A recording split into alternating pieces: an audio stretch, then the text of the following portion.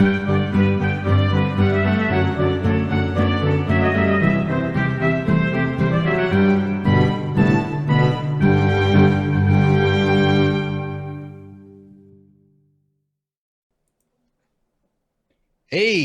it's another edition of the GM Happy Hour. I'm Griff. I'm the host for the evening of the Hideous Laughter podcast, and I'm here with a bunch of my friends.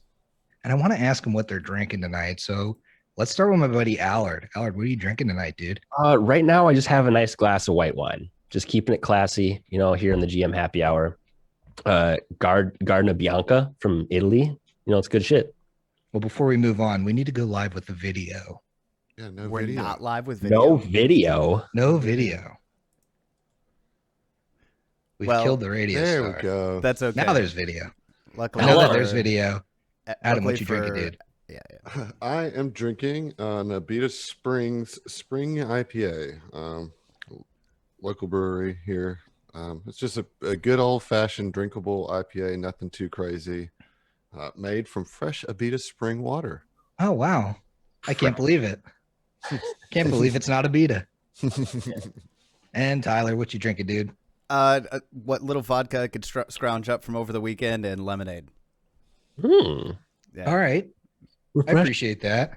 It happens, man. Right? I myself am drinking a Vizzy lemonade hard seltzer. This one's watermelon lemonade. So I'm right there with you with the lemonade stuff. That's like the same thing, right? It's kind of like the same thing. I mean, let's not give what I've got in here too much credit. Yeah. Well, Fair enough. Fair enough. So I wanted to start us off this week. We're talking about rewarding your players. So that's a kind of broad topic, and we can take it a lot of different directions. So to start, I wanted to talk about utilizing experience and leveling up, and what you guys do in your games personally, and what you've seen work in games. So I'm gonna kick it to Allard first.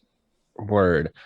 So I originally wanted to start out trying to do experience-based stuff, and then like trying to add in all my other little things that I think would give experience, because I knew that not everybody was 100% on like just getting experience from defeating encounters and stuff. I felt like skill checks and stuff should incorporate that, but it ended up just being a lot to keep track of, especially just in the moment when you're trying to keep how long I'm recording in mind. So I've jumped off of that and then have basically just done milestone leveling from early on until now.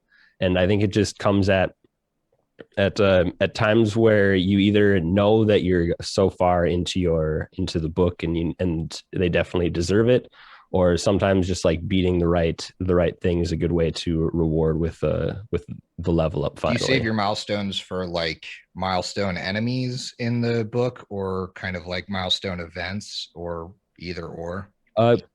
Either or. It always seems to me like typically a book you go through like 3 levels. So it feels like whenever in the book they hit those kind of milestone enemies or encounters, it kind of feels like a point where they should kind of level up at that point anyway. Yeah, I feel you. Adam, what do you use?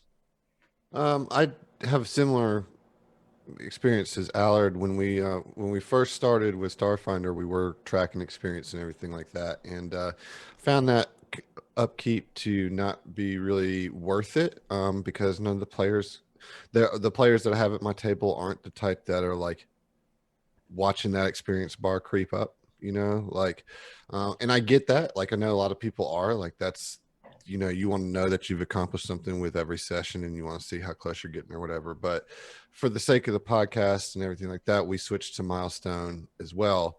And for me, part of that too was that, like, the way that we do level ups, we want them to kind of make sense in fiction, and so oftentimes I try to structure the level ups around a point to where they're going to have a breather to like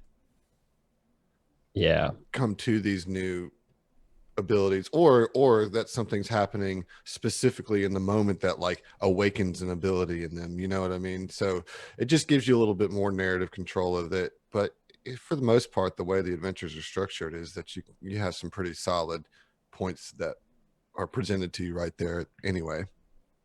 Yeah. And I just want to say that I like how you guys level up and how you like give time after the level up for them to actually practice and RP out their new skills. I always think those are fun episodes. Mm-hmm. Yeah, absolutely. Yeah. So we have a different experience system in 2E. Tyler, do you use that experience system, or are you doing milestone as well? Well, for my table, I do milestone because that's how we've done it for years, specifically because of our experience with first edition. And I think that the way that the experience system was implemented in 3.x can get a little weird at higher levels. And if you miss something, it makes a big something. And you can fall behind, right? So milestone leveling gave me more control to just say, this feels like the moment, let's do it, right? It gave me that ability to have that moment where I can say, yeah, maybe it shouldn't have happened for another encounter or two, but that went so fantastically well, let's do it now, right? Yeah, I'm absolutely with you on that. I was just about to say, usually when you run a pre-written adventure, if you want to use milestone, it will tell you where to do the milestone spots. But I'm in that same camp where, like, if a combat was like really by the skin of the party's teeth and like was epic, that the level up is the reward more so than the experience at my table as well. And I think that those are the times that I like to do it, when it's like something really interesting happened. But I also think I like the idea of an experience system, even though I don't use it, because I like the idea of awarding experience for more than just combat encounters. And a lot of APs are written in a really meaningful way to encourage outside the box thinking in encounters, and to award experience based off of like certain conditions. So I find myself, even with my milestones, thinking about that, because that's certainly a bonus reward to parties that utilize experience. Do you guys find yourself compensating in a different way because you're not handing out experience? Certainly. I'm a huge fan of RP anyway, and if they're doing like a significant amount of work through role play, that's just as valuable towards their growth as characters to me, and I think about the time that they spent, a huge chunk of time just talking to other people at a resort. Like, there wasn't a lot of combat there, but there was a lot of things that happened, and they got basically a whole level's worth with no combat, Right. and so, yeah, when I'm reading it, like, I guess none of that really translates out to the players because they don't know how I'm thinking about it. But certainly as I'm reading the adventures or playing the sessions and they do cool stuff, I'm like, yeah, is worthy of a chunk of experience, Mhm. Sure. Like if the PC, if the player just kind of like they figure out a part of the mystery, a clue in the mystery, that's definitely something that would be XP worthy in my book. Mm-hmm. You guys find that it's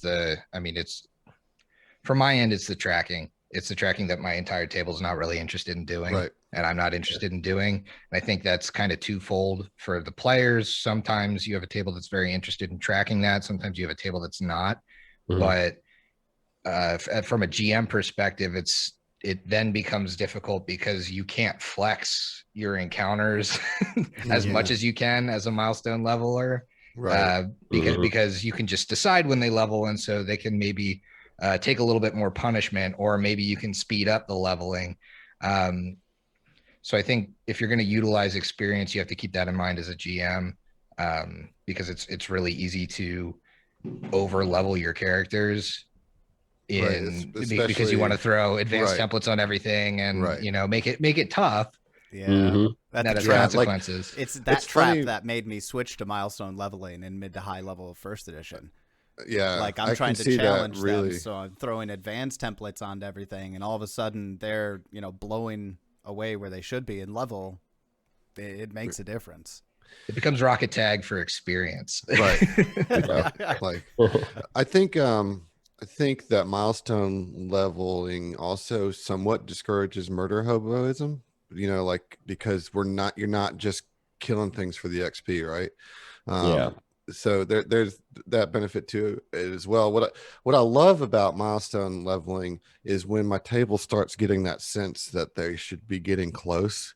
Like shouldn't we level up after this encounter? I'm like, Level up, right? Pretty big one that we fought. yeah. Then Felt like a anticipate boss. It's like they'll have a fight that they think is big, and that's not the big fight, and so it's always exciting when we're like, oh, after this fight we're leveling up, and I'm like, because this has got to be the big fight, and I'm like, no, Yeah. Not quite. no. And to your point about like milestone leveling discouraging murder hoboism, I think it also, and it might be more beneficial for us as someone who's publishing what we're playing, but it gets rid of the need for too many random encounters just to try to level up the party. It can really just like streamline and make it so it's less of kind of just like a slog fest, always fighting something just for the level up. Now, Right. we've been talking a lot about the milestone Some people like that. and I'm sure we'll move on from XP, but one thing I do want to say for doing experience or giving experience points is I really like it for new tables because I want to show them with a tangible number that conversation that you just had with me in character was worth something that's on your character sheet. When you're getting somebody into tabletop games, that's a good way for them to be like, oh, RP isn't just us fucking around at the table. There's a consequence that's occurring. I mean, yes, it's us just screwing around, but that's not the point that you're trying to get across. It was definitely really helpful for me as a new player using experience to understand the leveling system, because I, as a new tabletop person in these D20 games, was confused out the gate. Like 20 is the highest level. I'm only going to level up a couple times in this adventure.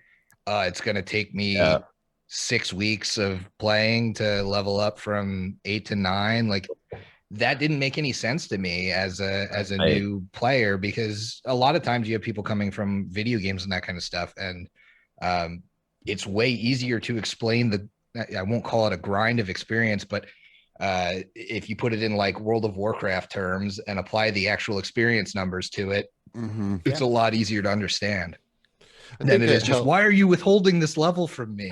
Come on, leveling up's the most fun part.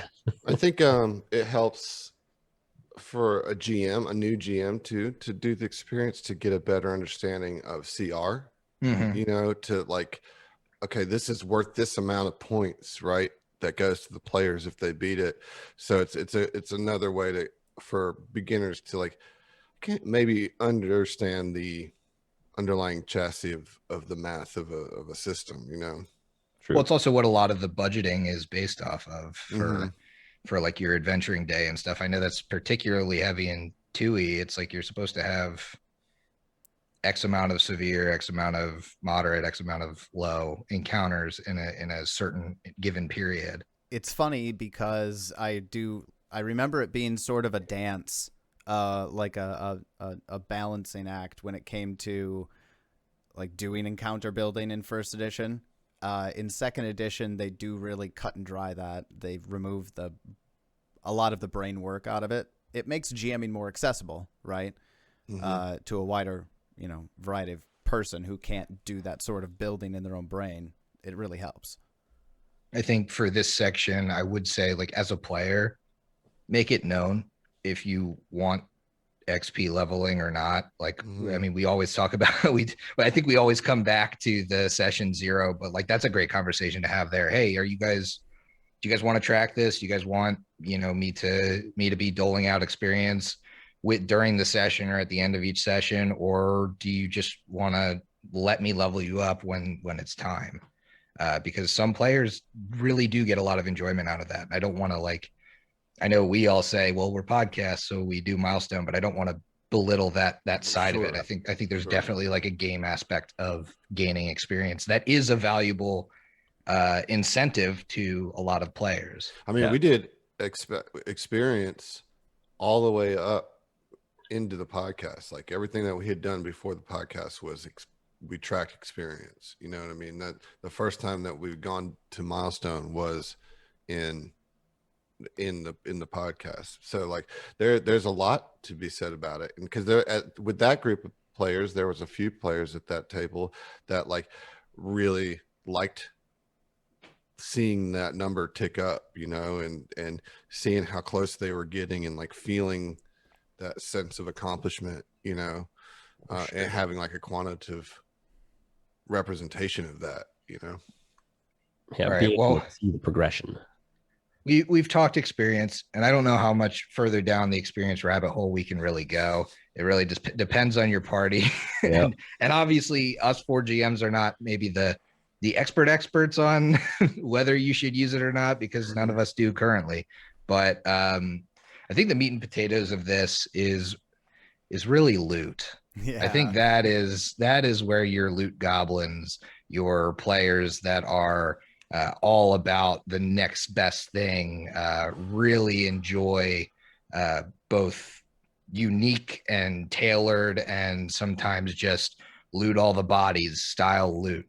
So let's talk a little bit about using loot as a reward, and maybe how you can balance that with what we just talked about, which was murder hoboism. Right. And if loot is the main driver, how you can kind of deter your party from killing everybody for said loot. So so you guys all use loot. I want to talk about tailoring loot first. Is that something you guys do frequently, or do you follow the AP books pretty to the letter? It's not something that I do frequently, I will say, but it's something that I use like very much so. You know, like I'm a very pro tailoring loot to it, but usually it's like very specific items that are powerful that come, you know, very sparingly, because I want, if it's made for one of my players, I want them to like really, really enjoy it and like use it for a while, you know? So, and that's been actually harder to do in Starfinder, believe it or not, because Starfinder, the way it's set up is such a very much like Destiny, in that it's an equipment, like rotating equipment. Like that's how you're getting your power level up, is by continually upgrading your equipment, you know? So kind of figuring that out within that space has been different, but still manageable. But I love specialized loot. And Zach did that really, really well for us during our Curse of Strahd game. Like he had like loot tables for each of us, you know, so it was really fun. Like he had like Diablo style chests, just like after a big encounter, they just like pop out of the ground. And it was either a major chest or a minor chest. And so it was a D20 or a D6, you know, and when you got the major chest, you know, you're rolling that D6 and you knew you were about to get something like really good and really specific to your character. It was really cool system. I mean, we were OP as hell, but it was really fun, you know. How did he explain that in world, or did he not? No, he did. So try very vague spoilers for Curse of Strahd. You're in Strahd's domain, believe it or not. That's where you are. And so we didn't know where they were coming from at first. You know, they would just like literally shoot down from the sky, land in front of us, like with smoke and everything. And we came to find out that they were provided by Strahd as like incentives to do what he wanted us to do. When we finally met him, and he's like, let's talk, this is, you know, and he's like, those things that are on your back, where do you think they came from, you know? Like, and that was like a really like cool moment, you know. And then I immediately took all those cool things, threw them in a pile and burned them in front of his face, like, hell no. And then fought him naked.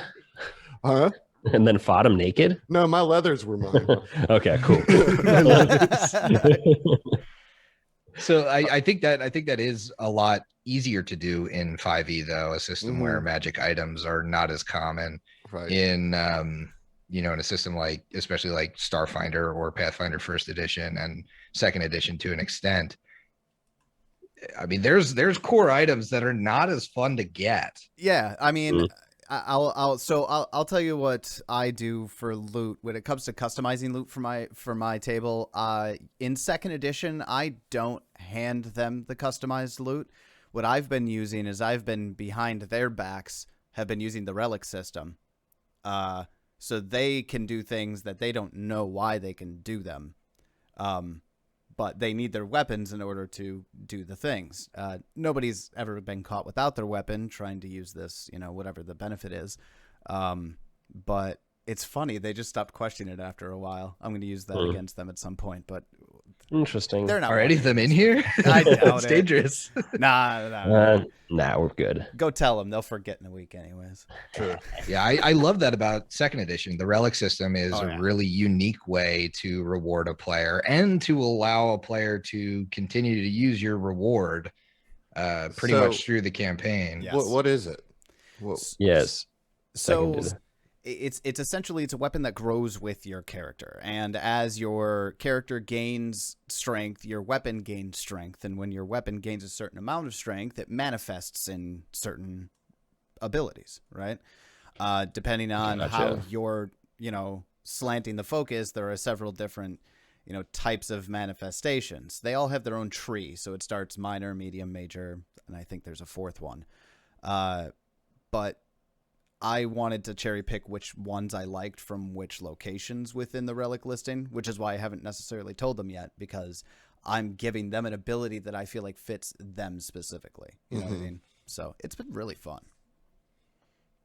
It's cool. Look into that. Sounds cool. Yeah, it's a neat little function there. Mm-hmm.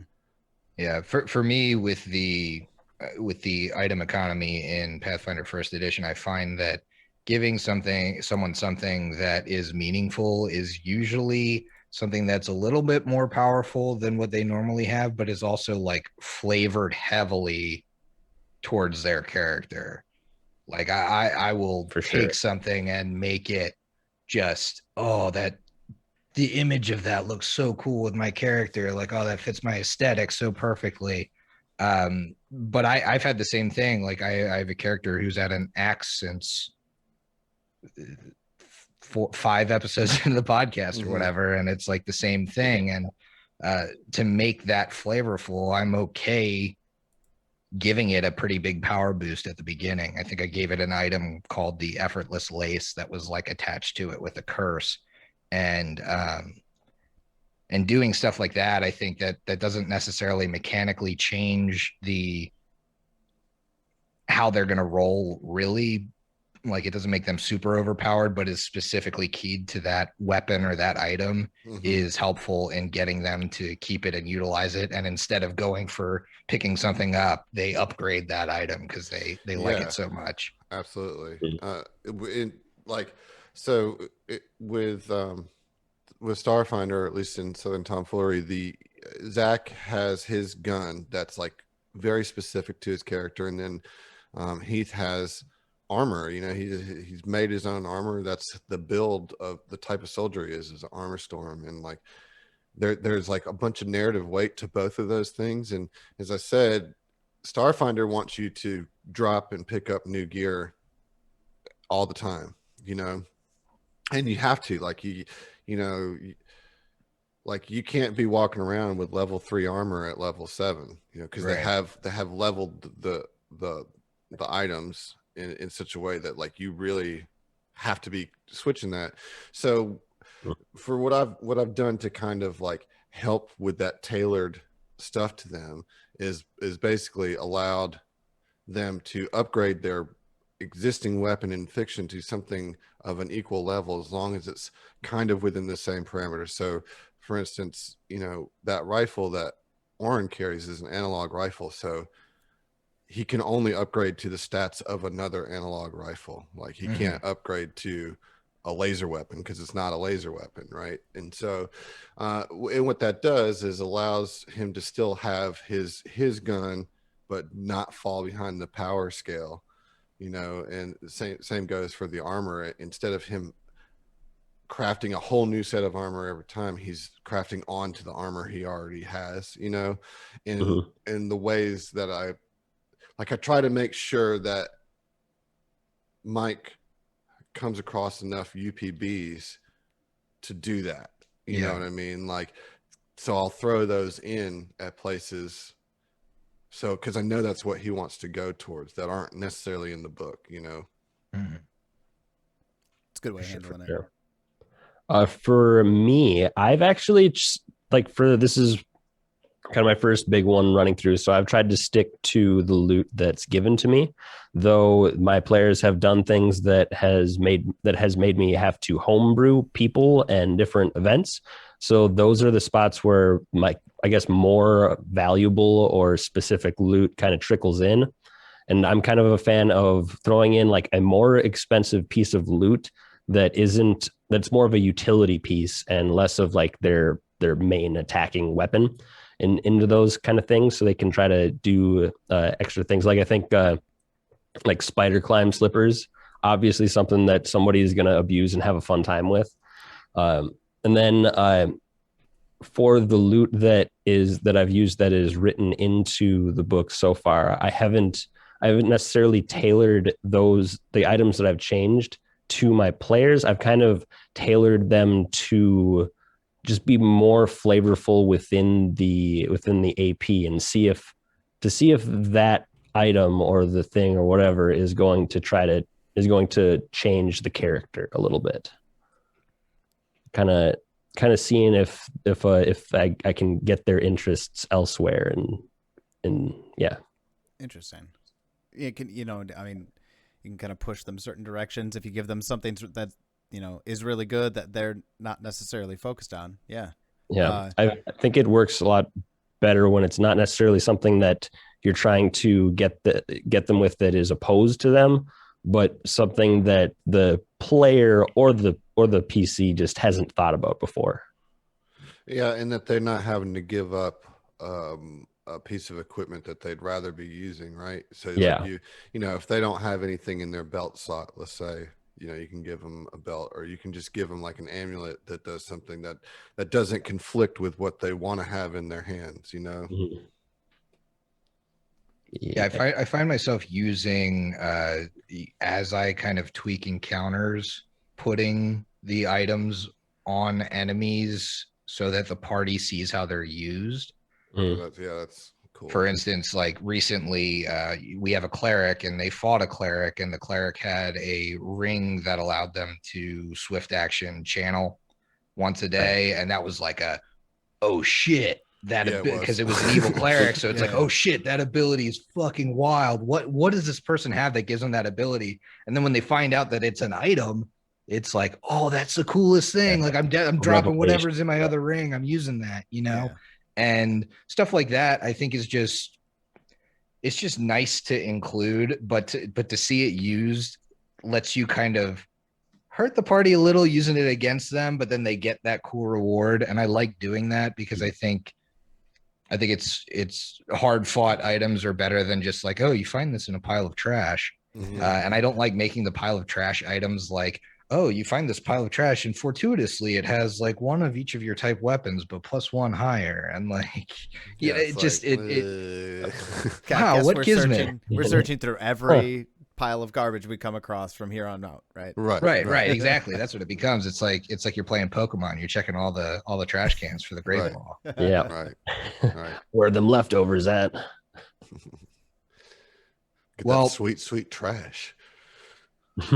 How do you guys balance the power of loot then? Are you, because I know in my case, I've in my past GMing, I've definitely given an item that's little too strong and realized that on the back end.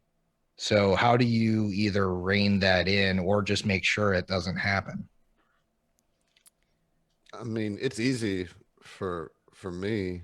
Well, all your items have levels, so right? Yeah, that's true. That's true. Yeah. Yep. I have to be honest, to a degree, I was never able to get. I was never able to stop that. That was a never-ending treadmill for me because my players or my table generally is like, all right, like when we were in first session, who's the crafter? Like who's taking craft wondrous item? Someone's got to do it. And it always happens. And time and money is all you need in order to, break that loot system that you have as a GM, like to hand out that cool thing. Instead, they're just looking through the player's handbook or whatever, ultimate equipment, and be like, yep, that's the thing. I'm making that in 2 levels, right? If I got a list. So, Gosh, that sounds so. I don't personally enjoy that. That feels so like, I don't know. well, I don't I know the mean, I'll put it word this way. for it. that's the reward for a player It like is, investing in feats, though. That's No, you're I get it. rewarding Like- your player in that way. Like like it's a thing that you can do. And like, I mean, I have players in my group that complain up and down about the way crafting works in Starfinder because it's pointless to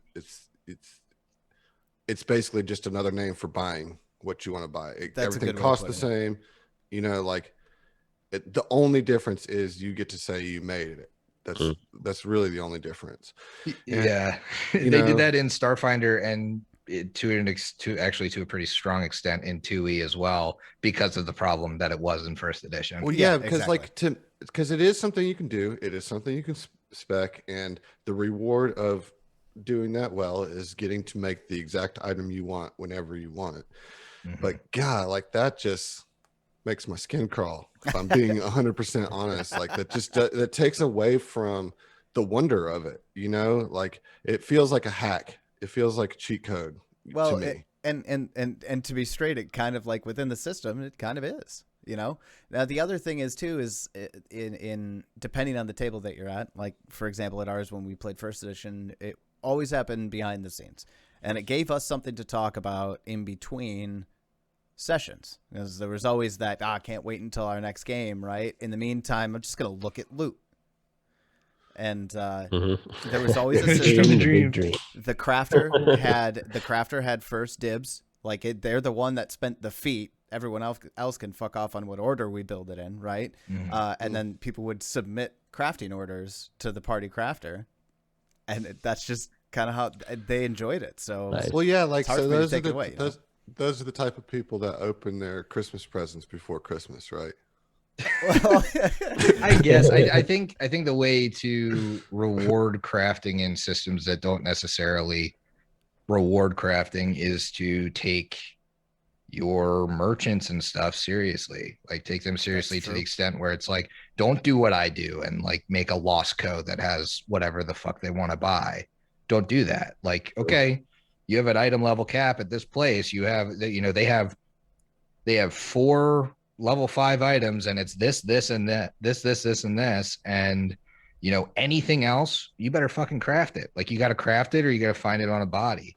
Mhm. If you want to reward crafting, you can do it that way, but that's definitely a different style of game. Mm-hmm. Mhm. yeah. And- Getting what crafting is. And to be clear, I do understand the allure of that. Like I do get that. You know what I mean? Like that's all. It's like a whole other kind of mini game built into it. Like Yeah. and I appreciate that about it. I just don't like it. That Let me get your opinion on the you have a party, they're playing a campaign where the one thing they have is excess cash and excess time, and they break the giant strength +2 belt economy by going port to port selling dozens and dozens and dozens of belts of giant strength just so that they could accrue more money. It's a good business. I mean, at that point you have to add some realism into I know, it, right? I know, right? They had an Excel spreadsheet, and I was like, capping right there. Like, you can't go beyond this. It gets a little ridiculous, right? Yeah, or people just don't. Regular people don't have the money to buy this. That's right. also very true. Let's be mindful. You're not going to be able to go to like 60 shops that have that kind of flow. Like Joe Villager is not going to spend 60 years of his life savings on this belt. Right, He's not going to do it. No, Right. there's ways to rein that in, but Well, you're going to draw attention to yourself. Is that people are going to start trying to rob you.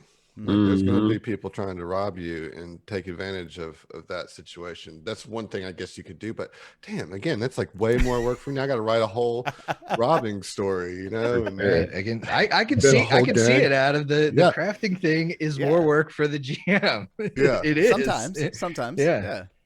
Tyler, have your players ever like hired a hireling or a Yes. cohort or something just to Mhm. be the crafting person? Also, what's the Marvelous Mansion that Mhm. you can Yeah. that I can't recall exactly the name of the spell at this point, but to have several hirelings that you room and board in the mansion, and once you have control of the only exit from the mansion, oops. And that happened a couple of times. I had to have a conversation about that. That was fun. I was like, look, the next time you open this, you're going to have a revolt on your hands. You can't just keep doing this. You can't do this Right? to people. Right? There's Right. just like Yeah. but anyways, that's a whole nother story So too. it's a horror. If you put PCs within that mansion, you'd have a horror campaign or some Yeah, sort. that's a good structure to put the PCs trapped in. You're, Yeah. you're Yeah, crafting Yeah. you're crafting peon. That's the Yeah. start of the adventure. More +2 belts of giant strength. Everyone starts the adventure as a level 5 expert with Yeah. with the craft Yeah. lumber side of Right. Pete. Now there's a good reason why I played second edition primarily is because you really can't fuck the system that badly, rules is written. So boy, is that a lot easier for me these days. I bet. Yeah, and I tend to not really have players that are interested in crafting really. It depends on the group. And a lot of APs don't give you fucking time to do that. Oh, 100%. Yeah. Yeah, like the events of Signal of Screams takes place over the course of 8 days. Right. All 3 books is Amazing. like in 8 Yeah, days. you got 2 items maybe. Well, out no, of I'm that if they're sorry. level 4. 8 days from when the shit hits the fan. Yeah. Well, you're right. Right. So we've tangented a little bit from rewarding your players with loot, but I think the crafting thing is a good conversation to have when you talk about balancing. How would you balance back then? Like, what did you do in that circumstance, Tyler, when the players are broken wealth by level? Did you just make everything hard, or? Well, I forced the campaign to devolve and to defend your wealth. When you force the campaign to devolve and to defend your wealth, suddenly they're not as apt to hoard all of their wealth. That was something that I've done. I've done that in the past. When I feel like playing along with them and just letting them have at, sometimes I'll just really crank up the difficulty level. And I mean really crank it up. And sometimes that's when they have the most fun. So that's Sunders and Mages Disjunctions, man. Yes. Mage's Disjunction hurts a lot of things in high level. Yeah, we recently lost a 17th level primarily melee character's main weapon with the Mage's Disjunction, and that hurt a lot. Like a natural 1 on the Mage's Disjunction, so it was destroyed, type of thing. And that's a wealth by level shift the other direction. You know? Yeah. It's like, okay, well, the whole party's like kind of chipping in a little bit so that you can get a weapon that works. Be effective. Yeah. That's so Damn. Yeah, I think I actually do think that's a good strategy though. I mean, I said it as a joke, but like if they're that wealthy, start targeting their items. Yeah. Like there are abilities to do that, and usually there's like an unwritten rule that like Sunder, I know Sunder, nobody Sunders. You're absolutely right. 100%. You don't. But fuck start with my sundering stuff, equipment. because not only like if they come back at you with Sunder shit, then they just broke their loot. They broke their loot. So like you as the GM can come at them with that, and it might be a little mean, but that could be a strategy to rein it in a little bit. Absolutely. I've definitely targeted them because they've been too wealthy before. And then I've also found that a lot of times if you make an encounter with the aim not to kill them, they don't know what to do against it, and none of their skills really work that well. Isn't that funny to watch? Yeah, it's great. It made me feel bad like afterwards, but probably don't want to use this Vorpal sword. Yeah. In hindsight, it's a great thing for everybody to look back and go, "Huh, we can do something else other than just kill our way out of everything." Right? Yeah. It's great to let them flounder in a situation like that every now and then. Sorry, Kyle. Mm-hmm. One thing I like to do with like really powerful loot is give it drawbacks, like have it be cursed or have sentience or something like that. I think that can be like a lot of fun. You get like this really nice power boost, but then there's like a puzzle or a problem that comes with it, that you have to manage and kind of restructure how you approach encounters, you know? Yeah, I did an intelligent item as one of just my slight reflavors on a piece of loot that was in the adventure already, and I think it was fun. I might Intelligent have items said are fun to play, man. they are. Yeah. Well, you got one in your game I now. do. I do. Yeah. Yeah. Nice. So how do you keep running back to the rewarding your players? How do you keep the reward fresh and constant without overpowering them?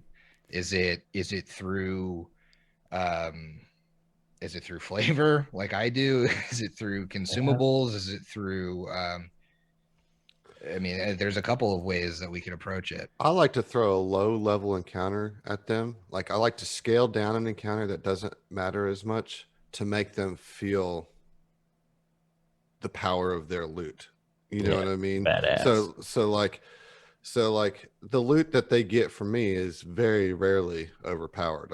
I definitely come in on the underpowered side of the loot giving.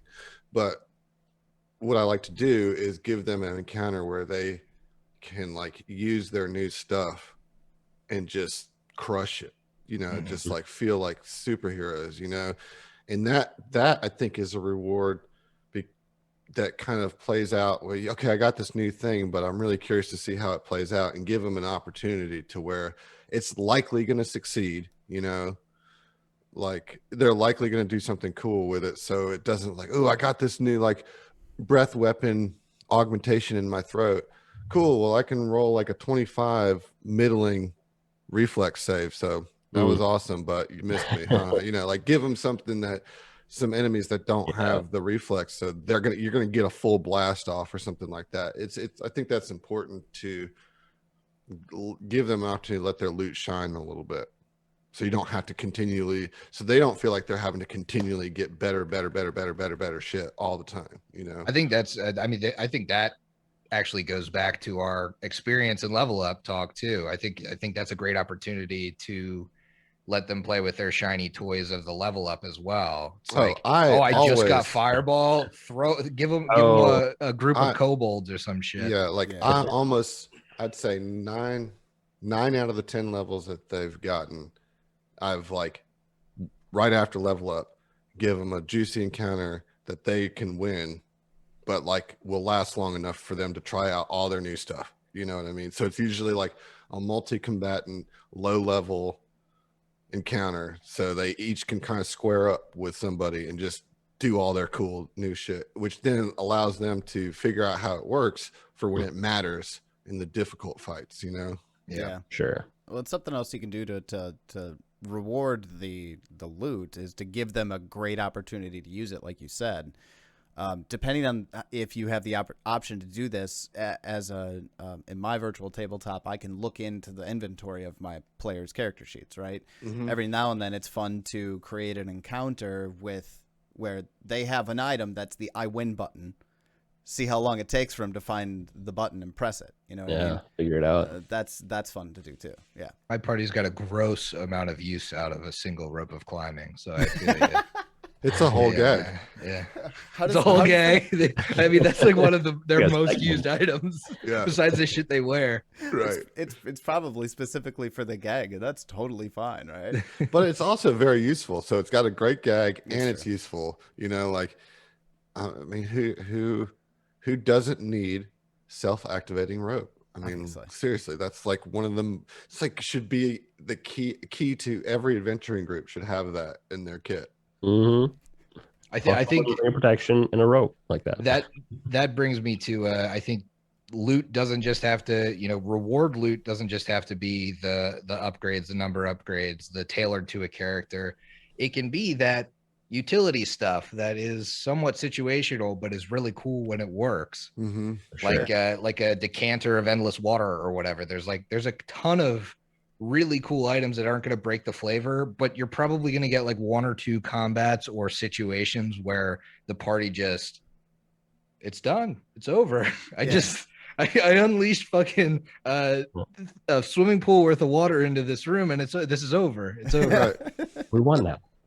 You know, the Tomb of Annihilation adventure had some crazy loot in it. You know, I mean, as you can imagine, since everything's turned up to 11 in that adventure, you know, so it's like a baseline Pathfinder adventure.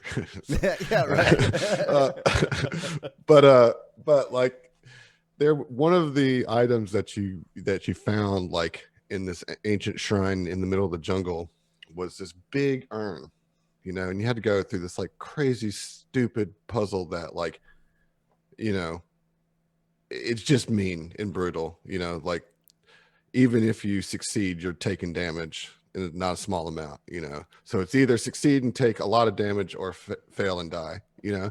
And so at the end, what you get is this urn that's like a 5-gallon urn, and it can fill up with a variety of liquids, water, which was kind of like the main thing you needed it for because you're going to go through the jungle. So part of that is, you know, was resource management was kind of part of the game in this instance. So if you had that, basically you didn't have to worry about scavenging for fresh water anymore. So that's kind of like a check that box off the daily checks deal. But you, among the other things, like there was ale and oil and milk, but one of the things listed was mayonnaise. Straight up mayonnaise. Man, the list. That's canon within like that's on the list in the item description alongside water, oil, ale, wine, and mayonnaise. Is mayonnaise a useful thing to fill this with? And so like there's not any use for mayonnaise in the adventure, but they do come across this group of grungs, which are basically gripply, you know, frog people. Mhm. And they have to like impress this king who's like really ridiculous and like self-centered, but has no actual knowledge about anything. And my party is like, do you want some mayonnaise? And he's like, oh yeah, I'll eat some mayonnaise, you know, and like, just, like they ended up like, I allowed them to use that. Did he eat the allowable 2 gallons of mayonnaise? He did. He did. Wow. It made him sick. And died. And he died. No, he didn't die. But Bypass that encounter. yeah, it's just a funny. Loot can be funny. I guess that's what made me go to that, because you mentioned the rope, and like loot doesn't just have to be powerful to be a reward. Like you can gift them kind of like a joke that they can then just use throughout to put in levity when needed, you know. For sure. Well, loot has been beat to death, Yeah. Probably. much like the mayonnaise in that jar. What I know we all do differently, so I want to get everybody's take, is rewards kind of outside of game, and by that I mean boons to your players. Maybe it's something like an inspiration, something like advantage. I know our systems don't use advantage, but or other boons that you give your players out kind of outside of the regular experience, regular loot type of rewards. It can even be in game, like things like, I don't know, your own caravan, your own mansion, whatever. What do you guys like to use in your games? Let's start with Allard. Well, we abuse hero points pretty heavily. Those are fun. I'll let them. So there's like one sentence in their optional rules. It's like, do something not usually allowable. And so I let them have fun with that if they can give me a good reason why this would go off. I have sprinkled in just like, all right, roll this one with advantage, just because I find that that's pretty easy to do. Mm-hmm. What other things? When I was playing in Rise of the Rune Lords, Michael, our GM for that one, he allowed us to purchase a bar, and we spent all of our money until we were level 6, still in Sandpoint, just beefing up the bar and like adding fighting pits and shit like that, and having it be a cool place. And then we left out. I love the idea of that as a reward, but that kind of changes the economy too. Just like we were talking Yeah. about like too much loot, but like Yeah. when you get the players really invested in something like that and then they spend all their wealth by level on it, you kind of have to adjust for that too. Yeah. But Right. I love the thing in world that like the party all rallies around as a Sure. reward. And then like when we'd have friends come and play for like a session or two, or they're dipped out, we'd just send their characters over to the bar, and that's where they'd be if we ever needed them again. Yeah. I think Starfinder does a really good job of this with the Starship. Oh, dude, the Starship, Sure. you have so much opportunity to like hook up the party rather than an individual.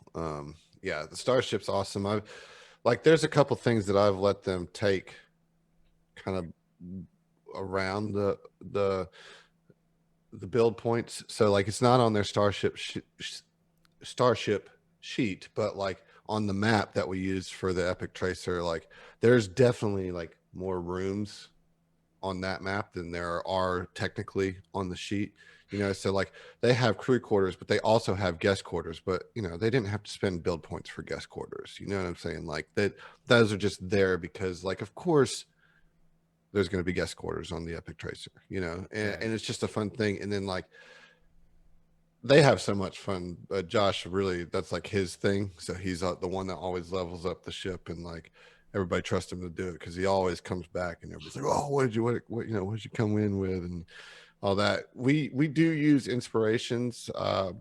We got that from 5e, where an inspiration in 5e was an advantage or disadvantage.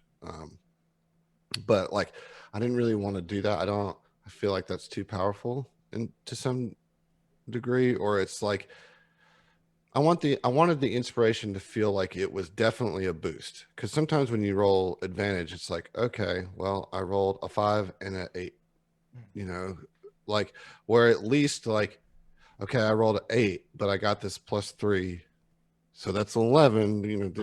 Did I I got over that 10, does that count for anything?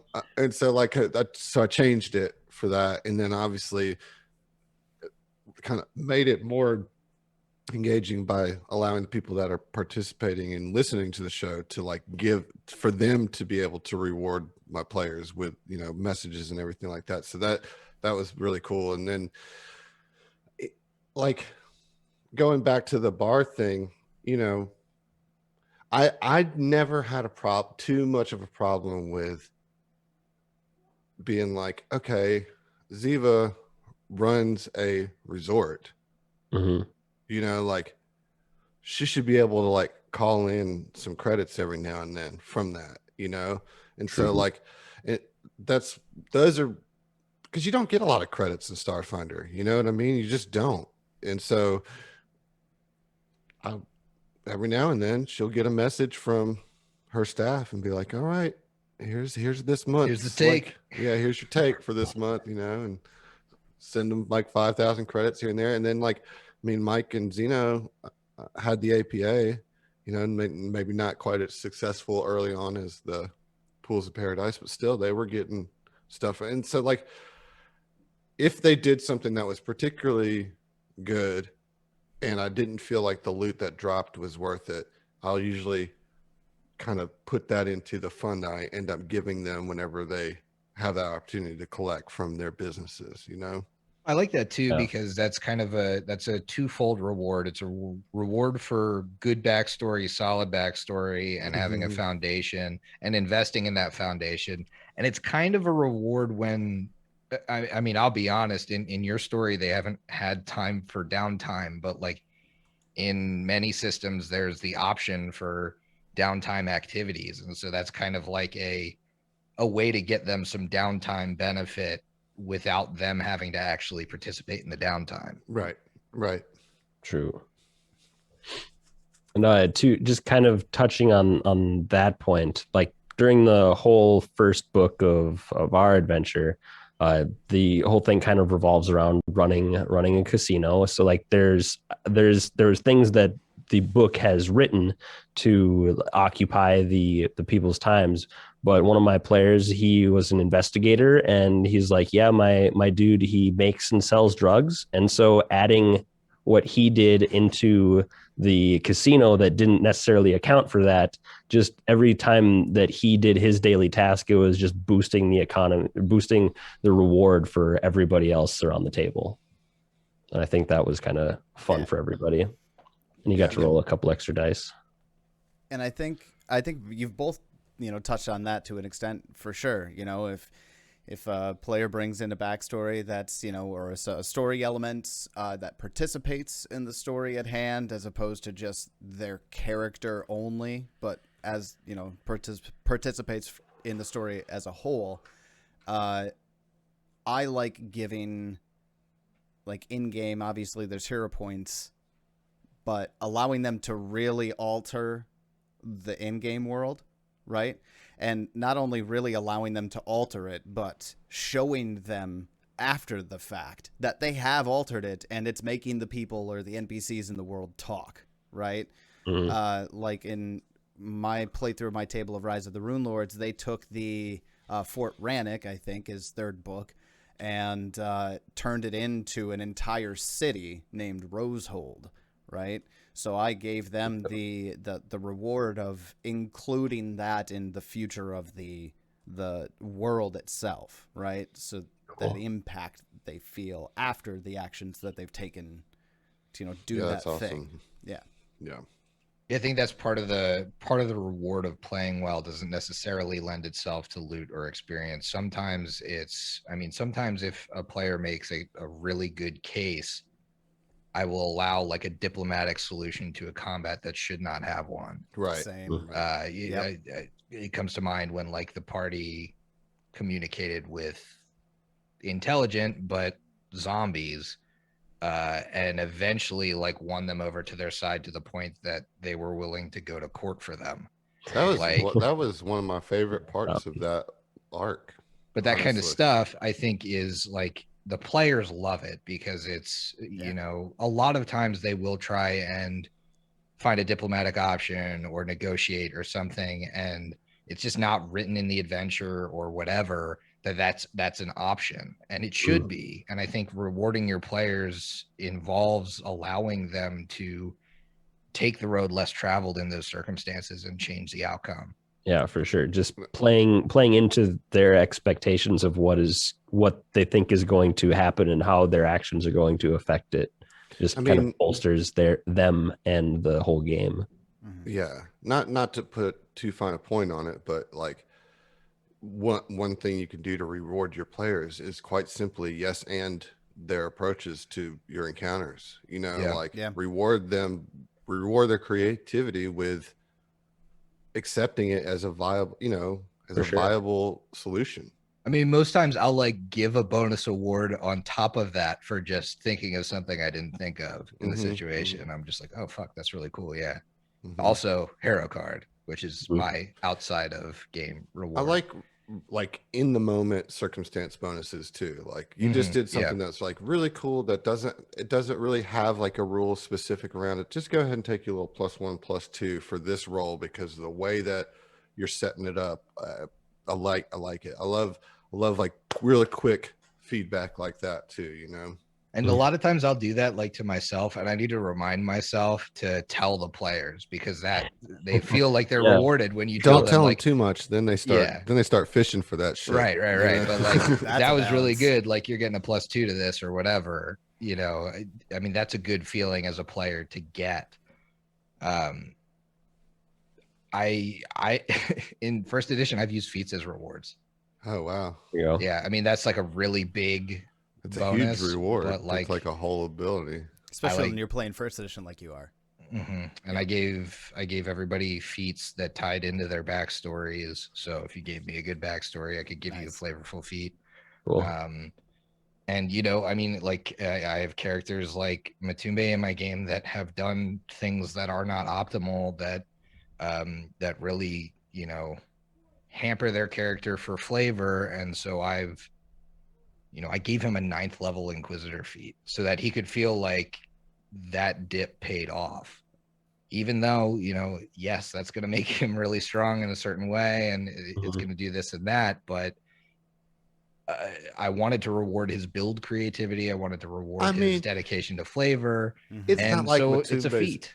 build is like that that powerful, you know. It's not like Right, you're right. risking too much there. But no, it is a really, it makes creative dips worth, like you said, make it worth him doing it, you know.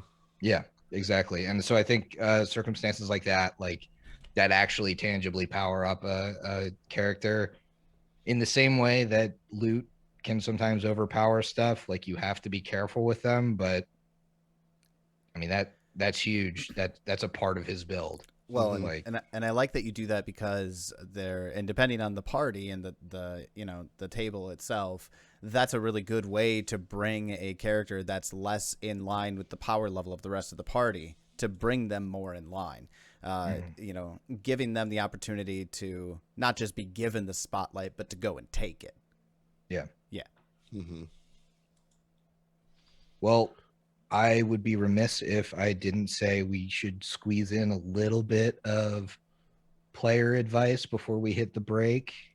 But I Sure, think right. that's what we'll do that quickly and then we'll head into the break here. So, how can players reward themselves? Yes. How do you go about getting rewarded? Okay. I get down on Things one. to do to get rewarded. I get down on one knee. I bow my head, and I wait to be anointed, bequeathed. Yeah. Wait for the sword on the shoulder. That's Yeah, exactly there right. you go. Yeah. I mean, Man, we've said that's it a tough. million times before. Play into the adventure. GMs are going to love that. Yeah, if lean in. if you play into it, GM's going to be way more likely to roll with it. You know. Newt Mhm. in the chat poses this, and I think this is actually a way we should probably take this. How, as a player, can you reward the GM? I agree. And I think a lot of that stems from investment. Like nothing is more rewarding to me than when I get like the flashback one of my players worked on for hours and like is perfecting and like wants my input on and all that stuff, or is like really excited about this, that, or the other thing, or really wants to talk to me about this interaction with this NPC and like how they could develop that relationship. Like those are rewarding as a GM. That's Definitely. rewarding to know that your hard work is paying off in essence. Mhm. Yeah, like talk to your GM about the session. You know, GM wants to hear what you thought about it. You know, In general, that is yeah. definitely a way to reward the GM, is to engage with them, and even if you didn't like it, I promise a GM wants to hear about it. It sucks when you do a session, everybody said, "All right, so we'll see you," and then like nothing, just like no response at all. That's a bummer of a feeling. All right, guys, we'll see you next week. Right? Bye. Yeah, Later. No, Yeah. yeah, you're absolutely right. I mean, that immediate feedback on how you felt about the session, even just little stuff, right? You don't even have to do more than like, send somebody a gift card to Dairy Queen for a cone, or buy him something, take him out to dinner, or buy him a drink. It doesn't have to be Tyler, do you in-game. want an ice cream cone? Do To- need an ice you know, cream cone? I really, yeah, that came. Somebody out get this man sideways. some dairy. I need frozen some ice dairy. cream. We're going to start a Kickstarter. Get this man an ice cream Get this cone. man an ice cream cone. Of course, thank you, but that goes both ways. GMs can reward their players with a thank you too, Yeah. for being engaged and part of the story. But I honestly, I think you hit the nail on the head, Griffin. The best way to thank a GM is to engage in what's happening. You know. Mm-hmm. Even if it's like, I've even felt good about it when my players like complained about how they just got fucked up too bad for like, why did this even happen? That's a rewarding thing It for is. me to listen It to. is. If I get like, think oh my mitigating God, your- Adam, we're so fucked right now. What do you expect us to do? I'm like, that's awesome. Quake I and don't fear. want. I love that.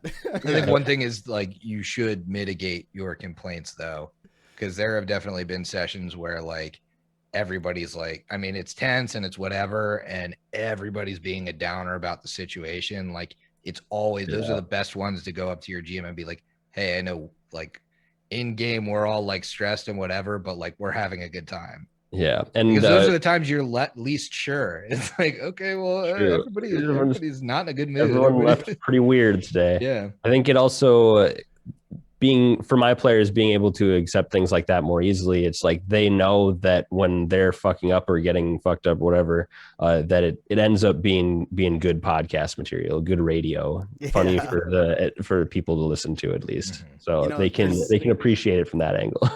There's never great stories to tell if they just win everything, right? Exactly. Right. Which means you have to take the downside of that roller coaster as well as the ups too. Well, I think to what you're saying, Griffin, there's a difference between being like distraught at the fate of what's going on to your characters and complaining about the rules of the game. You know what I mean? Like, and I think like, both warrant like a touch back with your GM though. That's like, hey, that's the way the rules are. Like, I'm not mad at you. I'm mad at the game, or like that's the way the situation is. I'm not. right. It's still really fun. Like, because if it's not fun, like we want to know too, right? Like we do. If it's at the point where the rules are causing so much bullshit that it's like, then it's not fun. Then you need to say that too. I mean, that's not rewarding your GM. That fucking sucks. That's I was kind gonna of say this like, conversation. tangent onto communication, right? It's a much different conversation, but I think just engagement in general is all that GMs want, though. We just want to know that we had some effect on you in the time that we had the table. We want to know that you had fun, or you at least enjoyed it, had some sort of response to it. I know one thing a lot of players do, especially after like a campaign, is get the GM something to commemorate it, which I think is like a really cool idea. Some people like get commission like art of the characters and like the big bad or something, or they'll like make the GM like a dice bag or something like that, like something to commemorate, like, because I mean that's a big milestone too. Like you and the game master are making it through an entire story. I think that's cool when groups get together and do that kind of stuff. I mean that's like above and beyond reward, but it's something that I've seen groups do and it's cool. Yeah, I mean, if you want to get rewards, players, just get good. Just get good. Just get good. Do something that makes us reward you. I don't know. Yeah, do something that's completely unique. I've never seen before. Blows me away. Makes me cry and laugh at the same time. Boom. I want to put myself at the table. If I start prairie dogging, you get a hero point. You're doing a good job. Oh man, well, we're at hour 7 right here. Yeah, I think it's a good time for us to take a break and roll in. I know we had a lot of pre-session listener questions and they continue to roll in, so we shall have a lot to talk about. Yes, indeed. When do we come you guys back? Want to call it 7:50, 8:50 for me? Yep. Sure. 12 minutes. 12 minutes. All right. See you guys in 12. See you there. Bye. Man, I love that I can always rely on you for a fantastic cutting point in the audio. Right, it's just welcome. I always want the blackout line. If I can't get the blackout line, give me the blackout line. I'll tell you what, I'd say like 80% of the blackout lines are to you. Oh, for sure. That's all I look for. That's all I need. I don't need to say anything good as long as it's last. That's why you're on the show, Alex. Rewarding your for the blackout lines. Yeah. You guys are rewarding me for being a part of this, and I appreciate it.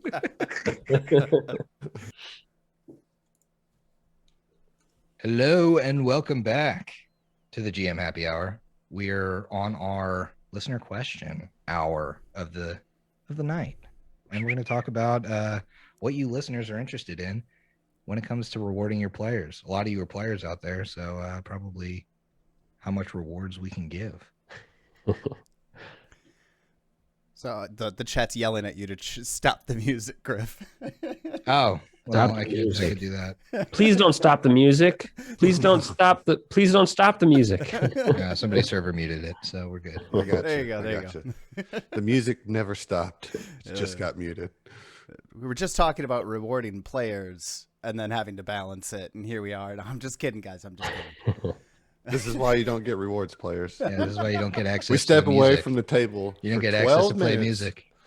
and you just couldn't keep your fingers off the stereo. We've told you over and over and over again to not touch the stereo. Hands Here in we the are. cookie jar.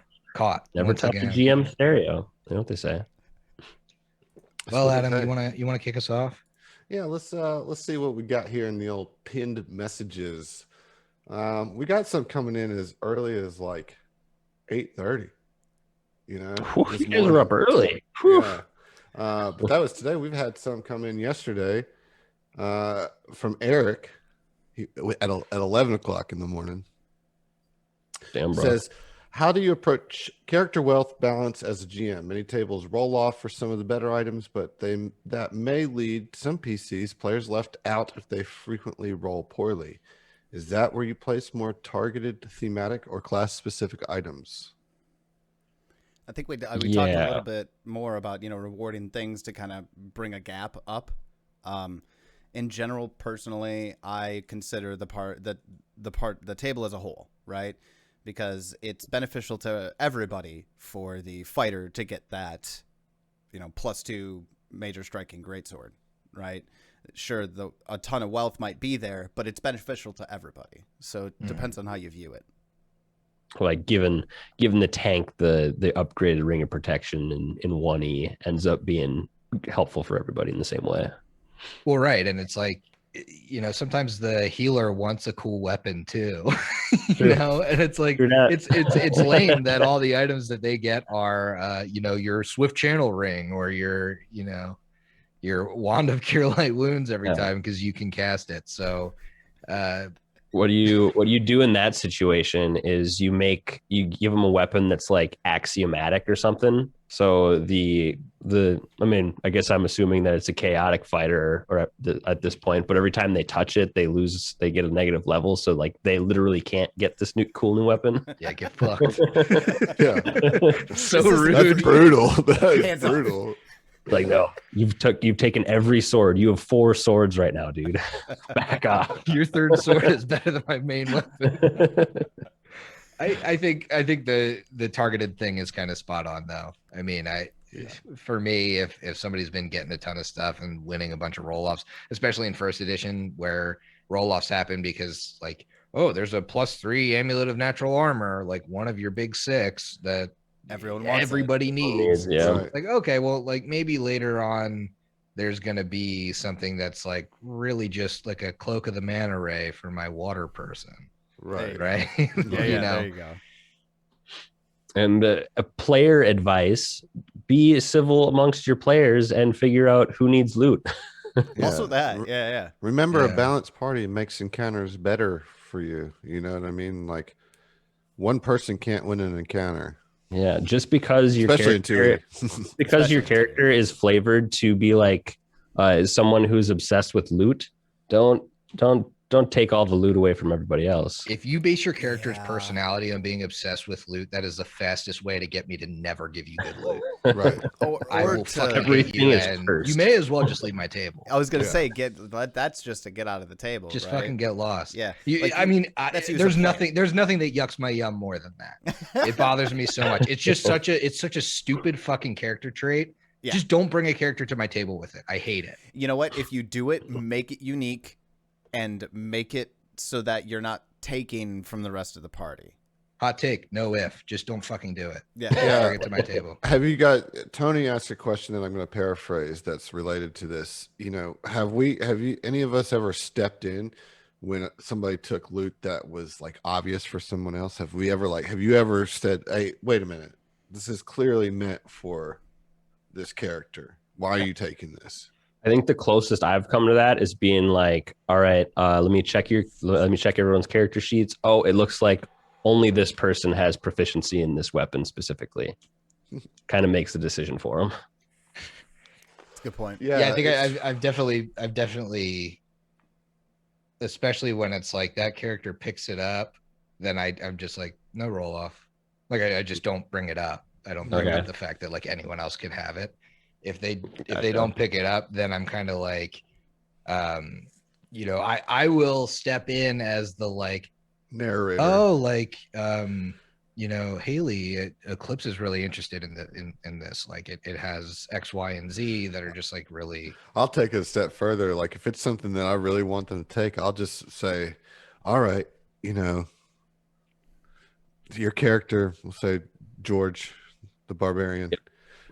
George, you pick up this club and you feel something like surge through. Like I won't even give the opportunity. If it's like that specifically meant for that character, the way they find it, I will describe it in such a way that the character already has it on them, and like before they have a chance to react, the item is engaging with them somehow.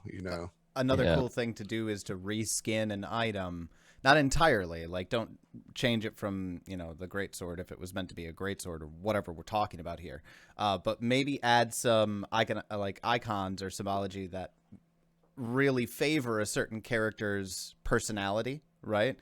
Like, you want to get, your nature-focused druid be like, yo, this item's for you, and really describe and lean into the natural earthy feel and the tone. No, my paladin of Iomade would definitely need that wooden shield of +4. Yeah. One of my favorite things is like when it's not necessarily like tailored specific loot, but I've flavored it so heavily for like certain characters, and then they do the classic party shuffle where somebody like gets an upgrade and they're like, well, I rolled off and got the upgrade, so like who needs this? And then you end up with like one character wearing like the fucking seashell tiara or whatever, and one character wearing a fucking top hat. Yeah. I was gonna ask on the flip side, have you ever made something that for a person and the person just like it went over their head, they weren't interested in it at all? Yes. Had it happen. Yes. Yeah. Is it fun? Yeah, it sucked. Usually it's because this was a reward for a year of taking away some of their class abilities for story reasons. It's like, and I told him, I was like, don't worry, when you get it back, you're gonna get your stuff back, and you're gonna get this awesome freaking weapon. And he hated it. He hated it. No. So like, I ended up having to go like way overboard to like bring this character back into me, because like I learned a lot of lessons with that character. One, don't take away people's abilities. Like that's not fun. Like that's not fun. It like 100%. May seem cool, like a cool idea story wise, but like a cleric who doesn't heal at the level that they should heal. Yeah. Like it's pretty mechanical. It just sucks. It just sucks for them, Yeah, when that's happened for me, what I like to do is replace it. Like I replace their abilities with something cool. Like something cool that's temporary for that period of time. Make sure they're still relevant. Cool. Yeah. Right. It's like, you stop being a paladin, but like I'm gonna give you like you're pissed about it, so you get barbarian rage. Or like something that's like cool, that's an alternate class feature that would like let them play differently for a little while still making them feel relevant.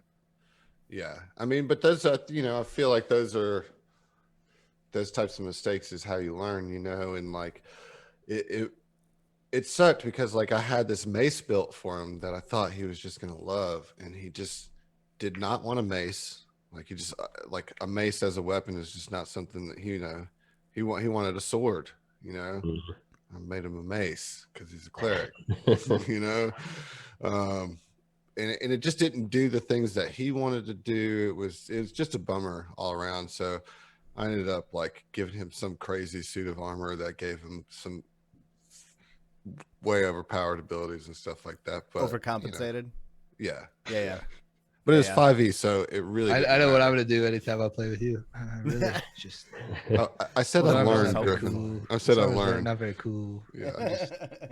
And I also know you, so good luck with that. I really think you should give me like a solar mote or something, just to use.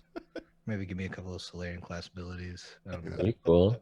I mean, I It feel would like be really cool. I feel like Black Betty like really has established Just really herself bored. I'm really bored as a of solar this. shield. You know. Anyway, let's go to the Next question. question. Yeah, right. All right. Thomas asked, we got a trio of questions from Thomas. Very straight to the point question here. What should be rewarded? Oh, that's a good one. Yeah, I was thinking about. We talked about the that, rewards we but give. We really- didn't necessarily yeah. talk about behaviors specific. Good role play, outside of the box thinking, good strategy, Creative solutions to yeah, creative solutions. Yep. When creative solutions, especially those that like are surprising for me, at least, like something that's I really didn't think about, just gets me excited. I think hard work too. I mean, like Mhm. if you're going to put the time in to do something cool, or like write something up or that kind of stuff, that should all be rewarded. Definitely. I mean, yeah, if you spend 5 minutes less on your turn than some of the other players at your table, you know, that's something that I would reward a player for. like do you- knowing your I character. mean, if everyone's taking more than 5 minutes, that's already an issue. I mean, it's probably it's an over exaggeration. I Player don't have that call-out. problem at my table, but like I've had players like that before who take up extraneous amounts of time, and then Yes. and then I'll point out to the players that go quickly and I'm like, that was fantastic. Take an action point or a hero point. Wow, Yeah, well thought out. Oftentimes, I'm so thankful for Josh because I'll get to his turn and he'll be like, zip, zip, zip, zip, Yeah, and you know, and it's usually I like love right that after about Josh. John's turn, which is like right where I need a Josh turn. You know what I mean? Like, You got to put it back to back in initiative. well, yeah, like Balance just out. make it happen that way. Oh, Like take a +6 to your initiative, Phil. You know, Feeling yeah, real speedy today. yeah, you feel a little extra zip. Yeah, I think making me laugh too. Yeah.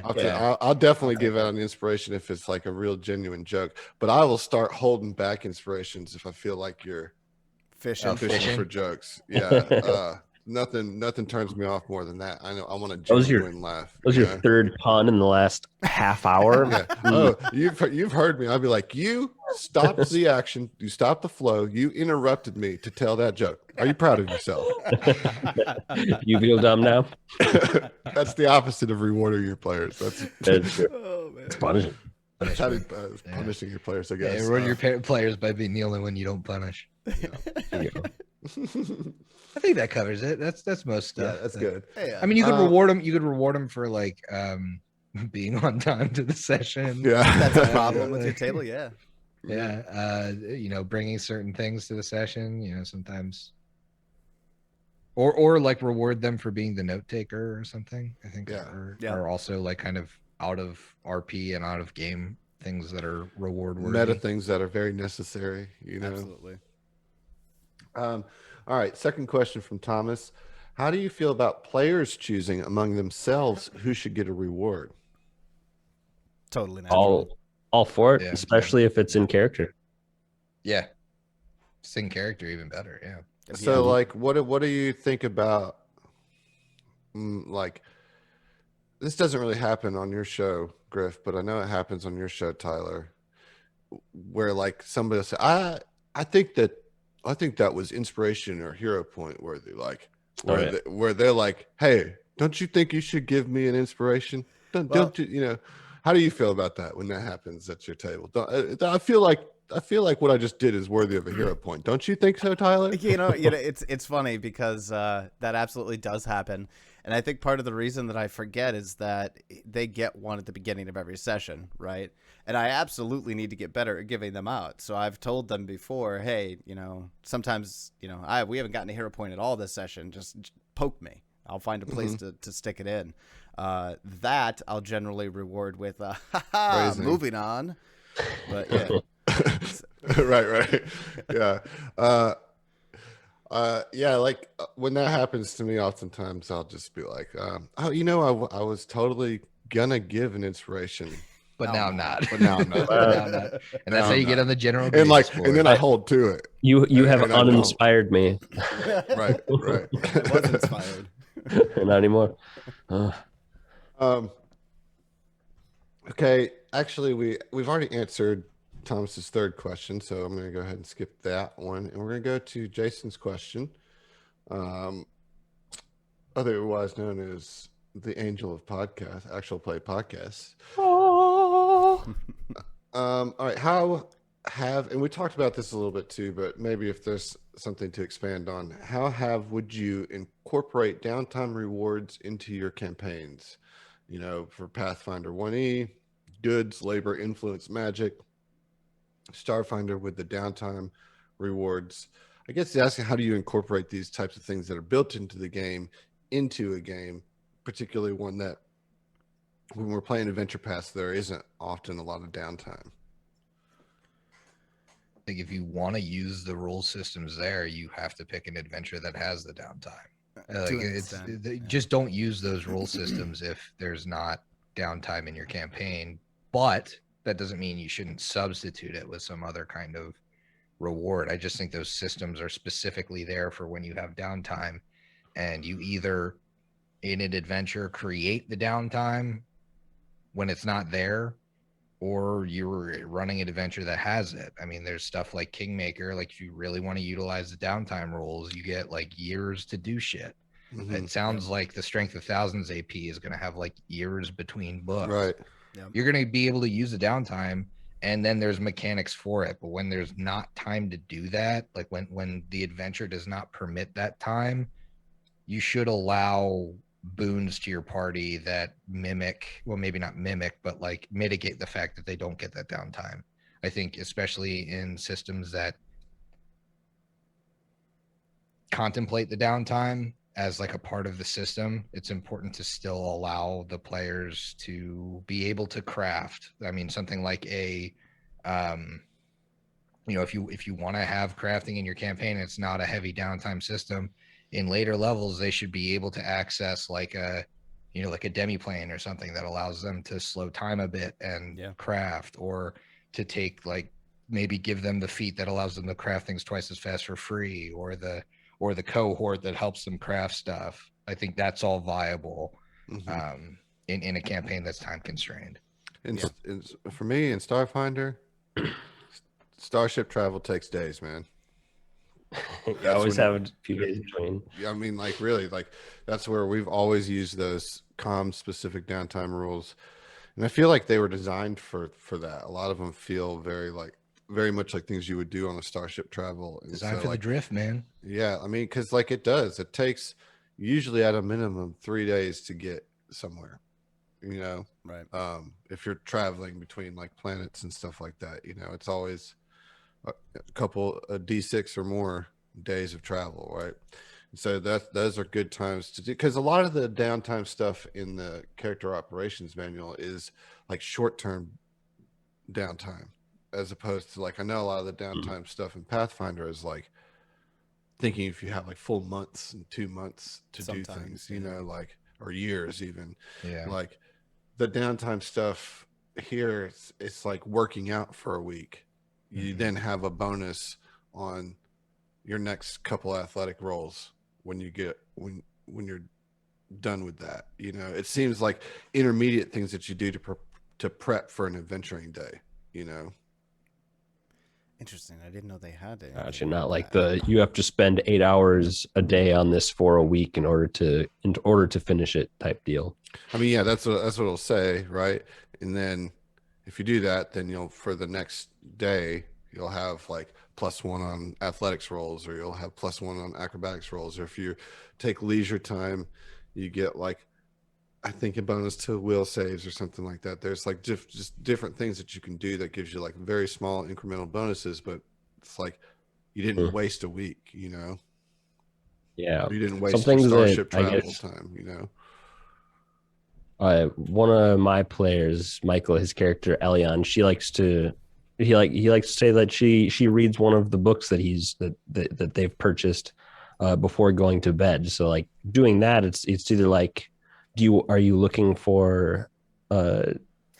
into anything specific? Do you roll a knowledge check there, or sometimes I'll give them like a +1 on Arcana checks like the following day because they had been reading into Arcana knowledge and stuff like There's that. some cool items that actually do that in first edition, at least I know of, that like it's like a, oh, I'm reading this book of like epic stories. I get a +2 to my perform oratory if I read it before or in the morning or before bed if I read it for a certain amount of time. Gotcha. Which is cool. I mean, I think that's a great downtime thing too. Mm-hmm. But I don't necessarily agree with the fact that it has to be tied to a specific item. Right, Hmm. right. Tyler, you got anything? Honestly, Nope. not really. I mean, I've utilized the downtime system and to an extent. I think I've commented on my thoughts on downtime for first edition. I mean, if you make it, it happens, but a lot of times the APs just don't allow for it, right? Mm-hmm. Especially since in general there's a very real sense of urgency built into them. The players feel like it's out of character for them to take downtime to do something, right? And that's Hmm. fine. And then like Griff said, you reward them in other ways. And then of course the game I'm playing right now has built-in downtime activities in the circus. Yeah. So I mean, Yeah. to an extent, I utilize it all the time, but It's hyper specific to it is hyper specific. Yeah, exactly. Yeah. I think one thing higher level players tend to forget is that, like, and it might be worth reminding the players when their characters are high enough level, is that, like, hey, in some of this, like, travel time is contemplated. Like, you don't necessarily have to scry and teleport to the next place. Mhm. Like, you could take the week to travel there by caravan or whatever and have that downtime to do to things. think, Mhm. you know, Yeah. to think, You know, I to think to that- be a real human being. well, yeah, I mean, Think about it. Like, realistically, we say there's a sense of urgency and whatever, but there's only so much a real character could take in a certain amount of time. yeah, and well, Yeah. and like For when real. you're going to do these huge scale series of days, right? Like these things that it's like 2 days worth of just sun up to sundown hardcore adventuring, Duking it like- out. yeah, like life or death situations for 16 hours a day, it's 3 like, weeks of boxing. Yeah. every 3 days that happens too, right? right. Yeah. It's kind of absurd not to think that you wouldn't take the time to travel and think. Like, I think it's so important to remember that our characters should be thinking about what they're doing, like, just as people, any people, you need to stop and take time to think about what's happening around you. You know what I Right. mean? If you're just constantly carried along in the wave of circumstance, you're not really experiencing anything because you haven't processed anything, I almost wish there was like a longer term fatigue system that you had to like combat in a way. Like, it's like, okay, Yeah, so many encounters you start you can do like a building up hardcore fatigue dungeon points, crawl yeah. for 2 days in a row, but on that third day, like, there's going to start to be some penalties. On the fourth day, they're going to get a little tougher, even if you got your sleep and even if whatever. Maybe that's when you start working in some of the like sanity damage and stuff like that. Yeah. There you go. All right, this question from Commodore. I'm almost tempted to not even ask any more questions from Commodore because he never comes to the live ones and he I know, always gets a right? question in. Just know I got my eye on you, Commodore. Uh-oh. If you're listening. What's the best special reward, loot, property, pet, title, etc., that you yourself have received? That's a good question. That's why the question got in. I know he always has good questions. That's when they always get in. Oh man. Sneak in there. I'll go So- first Yeah, while you go guys ahead. think. I got this. It's going to, of course, be from the Curse game because Zach made awesome loot. I got like a ghost catcher. Basically he made the thing from Ghostbusters, that little box that you throw down on the ground. Nice. And it taps it, and like he built it pretty good mechanically within 5e to kind of represent like what it's supposed to do. The unfortunate thing about it is I never got to use it because I rolled for it far too late I mean, I got it far too late. So we'd like already dealt with most of the spirits of the campaign, and we were like full on in vampire territory, and it didn't work. And then you burnt it later, anyways. Yeah, well, yeah, yeah. Then I burned it anyways. No, you used it to catch the ghosts of all your burnt loot. Damn it! Oh man, I don't know if I can actually say what my favorite is because it's unreleased in Starfinder for me, in the pod. But I think the favorite like reoccurring reward that I enjoy as a player is being presented with a regular challenge. Like I don't necessarily as a player like walk all over me, gimme encounters, right? Like if you're gonna throw monsters at me, I like the notches to be turned up. That's what I like as a reoccurring award. It's something specific. I'm To the I wanna- surprise of no one. Yeah. Right. This.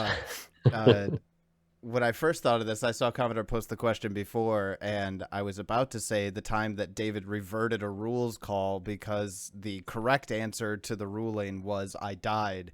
And I was like, no, David, it would have triggered the attack of opportunity from the dire shark. You have to kill me now. And it was You good. have to kill me. I died. It was do great.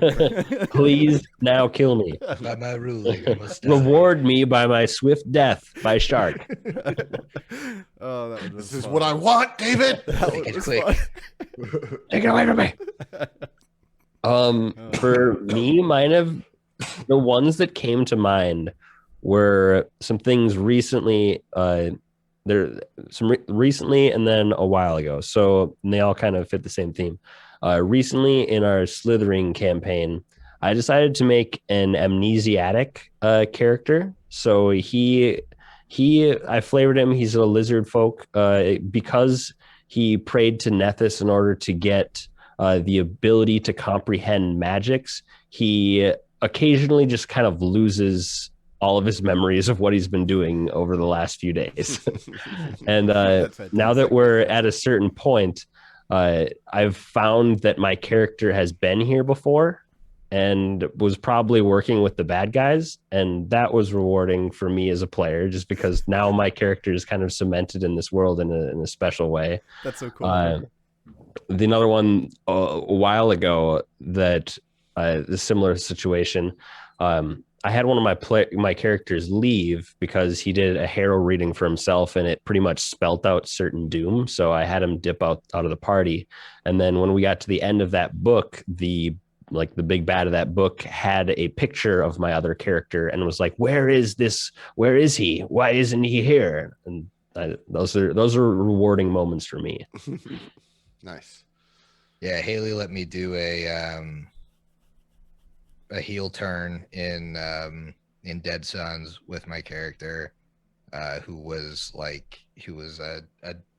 a doctor and had this like what started to be revealed as this like deep-seated hatred of the undead, and like had these like issues with Eox becoming a part of the Pact Worlds, and then had like, Haley did this really great job of like integrating that into when we had to visit Eox and how like he had been experimented on and tied him to the corpse fleet and all of this stuff, and like tied him to another character's backstory as kind of the impetus to the other characters' fall from grace and stuff. So we had like a really tense like standoff between the characters, which was like really satisfying.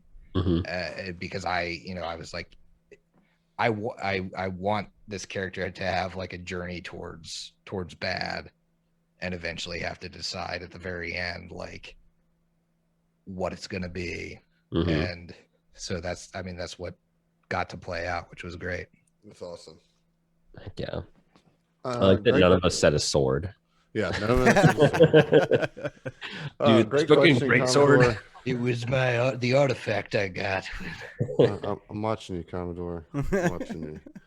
I think there's some good questions here, but I think we've answered quite a few of these already in our discussion. So, like, sorry, Kyle and Ellie. I think we kind of Kyle. we've already talked about them. Tony however, has a good question. I think that's specific enough for us to all give an answer here.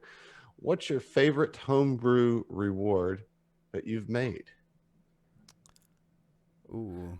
Again, I'll go first. I've had the opportunity to look at these questions, so I'll answer and give you guys some time to think. During our big 5e Storm King's Thunder campaign, that was like my first big one that you know, like it was where I found my passion for GMing and everything, and like just putting your whole self into a story. And I made this armor from scratch that was basically a Venom suit that I gave to Zach. And if y'all know Zach, I mean, some of you do, certainly from listening. That's the kind of thing that he likes to interact with.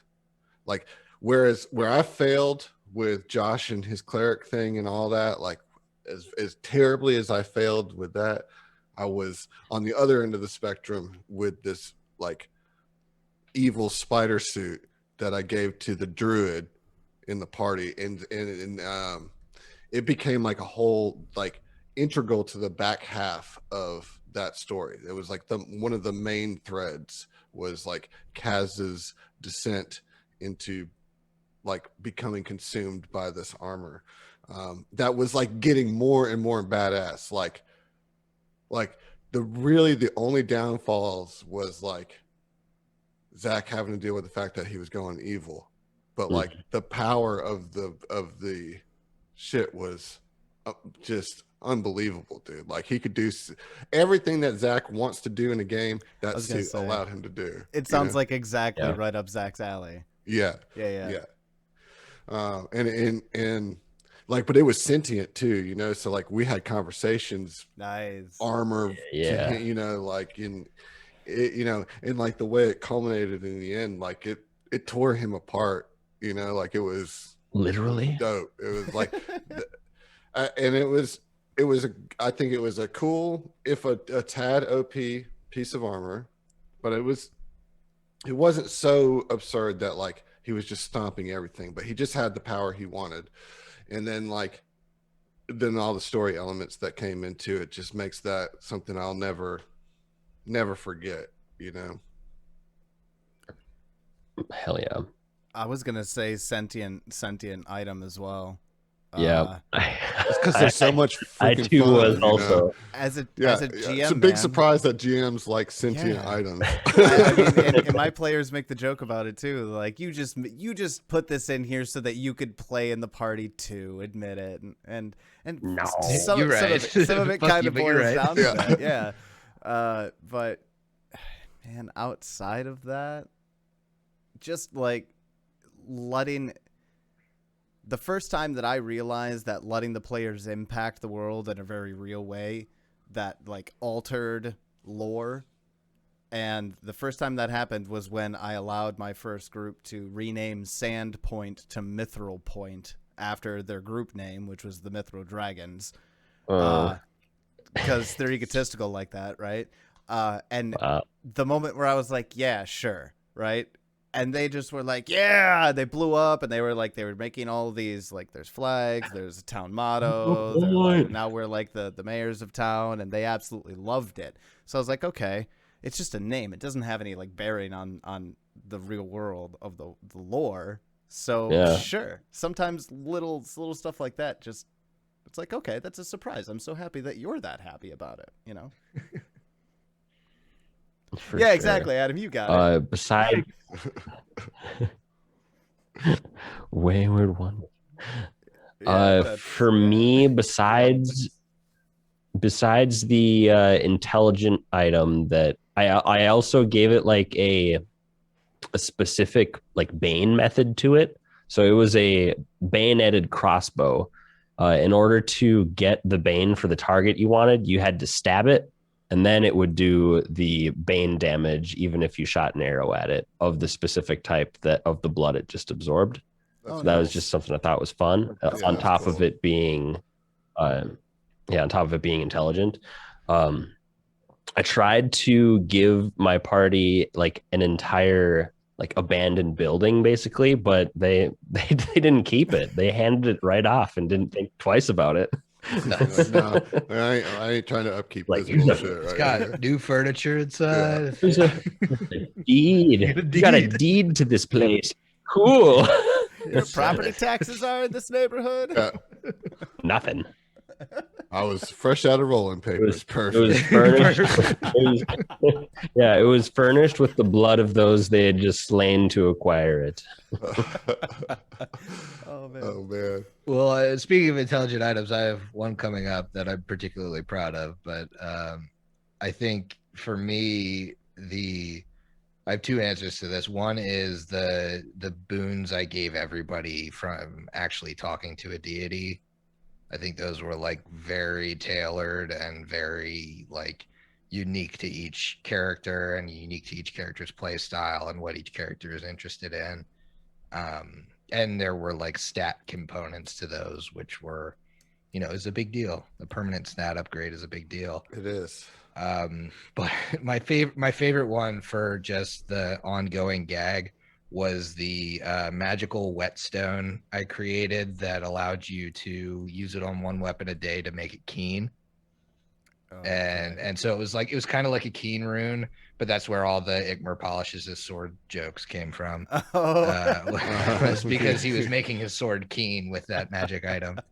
Yeah, which I think is cool. I love the idea of runes in 2e. So in first edition, it's like items like that you can just like apply a property and maybe give it to somebody else the next day or something are kind of cool. Yeah, and specifically, it's kind of a little bit off topic. The keen rune upgrade, whatever magical upgrade. That is something that I gave away for really cheap that ended up being way more powerful than I when you get like a high crit range weapon. Yeah. You throw keen on a falchion and all of a sudden there's a lot of damage being output. Yeah. 15 to 20 crit range. It's good. Crit I love every it. Time. Crit every time. Good. All right, fellas, we have one more question. And this one, it's kind of it might be a little bit of a whiplash, but I think it's a really great question, and I'm curious of what y'all think. So J Pickle asks, you GMs out there, is drop a feeling you experience sometimes after sessions, or not too much? And to further clarify, the drop is talking about is like. Here, he had it defined. It's an emotional and physical low that begins anywhere from a few hours to a few days after an emotional endorphin high and can last hours to weeks. So the question then is, do you have these kind of like bottoming out feelings after a particularly meaningful session? I just think that's a good question. Yeah, it is a good question. I can definitely answer this because those of you that listen to our show can literally watch it happen. The episode 100 and ensuing several episodes where characters were lost, characters were left behind, the party changed fundamentally, created such a big drop for me that I didn't want to start book 4. And what took me out of that rut was how much fun the Abaddon arc that we did was. So that saved my passion for the show. That's amazing. Yeah. I mean, I've maybe it's just because I'm a fellow GM, but I feel like I could feel that in the show, because 100 was not to get in spoilers, but just from an emotional standpoint, kind of was really taxing, because it's it's a lot, it's like a lot of different feelings going on there. And then to go from that directly into kind of setting up a whole new horror theme, which is kind of how those books are structured, it seemed kind of disrespectful to what happened at the end of book 3, and you could sense that, and then boom, you could feel the passion. I think not only you but the rest of the party grow the more time spent there. They're like, oh, this is crazy, and this is why we fucking like this play is this fucking game. wild. Like this Yeah, is yeah, Cool. it's so out there that it's fun again. Like, yeah. and sometimes you need that like fun again after something that's that emotionally taxing, those really big moments in your campaign, just to like spark the, hey, now we're ready to like actually take something seriously again. Yeah, I Because think like you're not Right. back to back with events like that. I think Yeah. parenthetical Eric sums it up nicely there with, for your 100 could have been a satisfying ending to your show. And then you had to go and make things bad again. He says that tongue in cheek, but that is what you had to do as a Yeah. GM. Mhm. And it's like, dude, like, fuck. Like, I'm about to have to make it real bad because we're going into the second half of this. Like, not Right. just make it bad, but like really, really bad, And so, yeah, I felt he that. goes on And it to was, say every show needs a beach scene. Like, oh, I yeah, mean, there is a reason that shit happens in right. animes. Oh, It's yeah. fan service, and it's also like, I mean, those shows a lot of shows can get heavy too. And it's like Yeah. sometimes you just need that. You need a I would breath. say the drop is mitigated by some kind of levity. Right, right. You need to Yeah. breathe sometimes, but I mean, I feel that at the completion of every major like project or milestone, you know what I mean? Like I felt that after STF Con, I felt that after episode 100, I felt that after I'm feeling that like right now, because I was just telling Griffin in the break that like I got to release a big part of story that I've been like, it's been swimming around in my head for a long time, like it's free, like that space in my brain is free now. And like, it came out and it was good. And it's like, I have a lot more to do. And like, I'm in a part now where it's like hard to be motivated to do it, and the thing is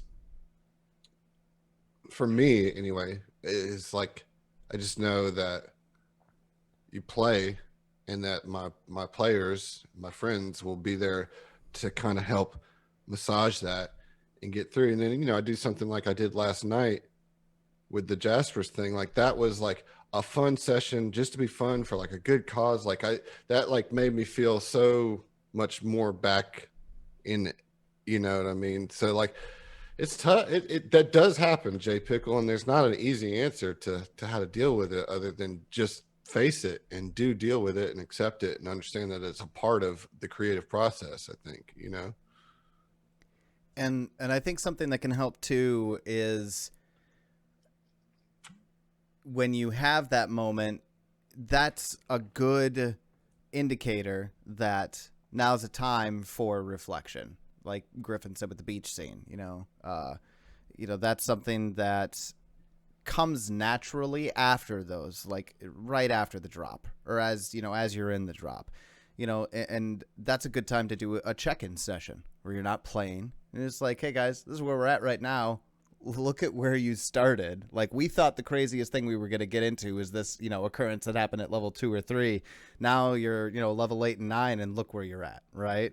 And, just have them tell their favorite parts about the game up until that point, and hearing your players talk about their favorite things that you helped lead into where you're at that moment can be like, oh yeah, that was really cool. That was something that, we did together. And then, because you forget little details that your players might remember. So coming back to it and praising yourself and each other in your having fun or your storytelling at that point is a really good way to overcome that too. Mm-hmm. Allard, have you felt the drop? I kind of, yeah. I think the most notable was just like at a point where like I was having fun, kind of putting my own homebrew twist on a little section that involved another friend coming in to play a big session with us. And like after you get out that amount of creative energy and you have so much fun, then it sometimes becomes like a big task to wrap your head around weaving that back in, or coming in at a part that either for you is a lot of work to keep track of, or isn't as fun story wise as these last few moments had been. I guess something like that happened to me at like book 3 a little bit. Otherwise you stay in the drop and you never drop. You never leave the drop. Stay in the drop. You know what I think it is, and this might be a part of what causes the drop for me. I don't know if it's the same for other people, but like when there's something so pivotal and so big that you're preparing for, and that you're doing all this work to create, a lot of times you lose sight of your own fun in that. Mhm. And your huge priority there is not only to like blow your players' minds, but for them to have fun. And when you come out of that, I think it's really difficult to pick up like that fun again, because you really haven't been prioritizing it in your own game. And that's something that I would just like, I'd put out there to GMs. Like, you can have these big pivotal moments, but I mean, I'm guilty of it. Like, you gotta realize that you're supposed to still be having fun. You got to realize that like making something epic, it can be fun to make something epic, but like you got to always keep in mind the fact that you should be having fun. Like, this shouldn't be some crazy amount of work unless the work is fun. Mhm. And when you lose sight of that, I think is why the drop happens, is because you've expended all of this energy you've built up. Maybe you've had so much fun building this moment, and the rest of the story, or the next part in the story is not as epic and fun. Mhm. And you just kind of you get lost in that piece, and that's what brings you down for a little bit. Yeah. Yeah. That drop is like looking around at the end of one of your paths, trying to find, all right, where do I go next? Yeah, What is it's like a feeling of being lost. Yeah. You know, And it's hard to motivate through it, I think. You know, it's funny that I've heard a couple of this right around book 3 from like Griff and Allard. I know that's not quite the same for you, Adam, because of the way that things are plotted out with adventure paths. But there's absolutely work that we do in bringing and weaving backstories into the main plot. And at a certain point, those backstory beats that you've been building and building are going to peak. Either they're going to peak when you want them to. They might not peak exactly when you want them to, but they're going to. And you've been putting a lot of love into that. You're not reading that off a page. So when that comes and you need to refocus on the overarching, book 6 big bad end guy, then all that energy you've been personalizing into your characters' backstories, it's hard to then justify putting that same amount of creative effort into something that somebody else wrote. right? You know? Yes, that's very, very true. Very apt. Yeah. Yeah. And I definitely think of that as generally the first 3 books are where you're planting seeds, Mm-hmm. and the back half, or even in book 3 in a lot of respects, are where you're kind of reaping what you sow. Mm-hmm. And it's a lot easier and more exciting to plant the seeds than it is to harvest. Because sometimes the harvest don't work the way you think it's going to. Yeah, Yeah. exactly. I've had that Shit happen didn't before. bud like I thought it was. Yeah. Yeah. Listen, Jay Pickle, that was a fantastic question. Really, truly great question. That being said, I think we're at the end of the listener questions. Griff, I'm going to turn it back over to you to kind of close us out for the night, kind of talk about maybe what's coming up next. Sure. Yeah. Thanks for joining us, guys.